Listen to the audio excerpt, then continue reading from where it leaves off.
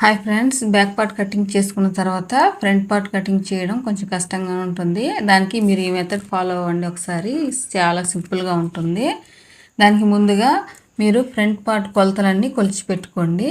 కొలిచి పెట్టుకున్న తర్వాత బ్యాక్ పార్ట్ ఆధారంగా మొత్తం డ్రా చేసిన తర్వాత బ్యాక్ పార్ట్ తీసివేసి ఆ కొలతలన్నింటినీ ఫ్రంట్ పార్ట్ మీద డ్రా చేసుకోవాలన్నమాట. ఈ విధంగా చూడండి. ఇప్పుడు ఆ బ్యాక్ పార్ట్ని తీసివేయండి. ఇక్కడ లోతు మార్క్ చేసుకున్న తర్వాత చంక లూజ్ దగ్గర ఒక మార్క్ చేసుకోండి.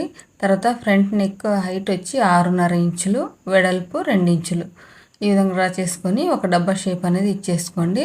తర్వాత ఇక్కడ నుంచి నెక్ దగ్గర నుంచి 3 ఇంచులు ఎక్స్ట్రా 1 ఇంచు, ఎందుకంటే డాట్ కోసం ఇంకా ఖర్చు కోసం అనేది. ఫ్రంట్ హైట్ వచ్చేసి 12.5 ఇంచులు మార్క్ చేసుకోవాలి. ఇక్కడ 6.5 ఒక 1/2 ఇంచ్ ఖర్చు కోసం. ఇప్పుడు ఈ 3 మార్కులను బేస్ చేసుకొని ఒక డ్రాయింగ్ చేసుకోండి. అయిపోయింది. ఇక్కడ 1/2 ఇంచ్ బయటికి పెట్టేసి నెక్ దగ్గర ఒక రౌండ్ అనేది చేసుకోండి.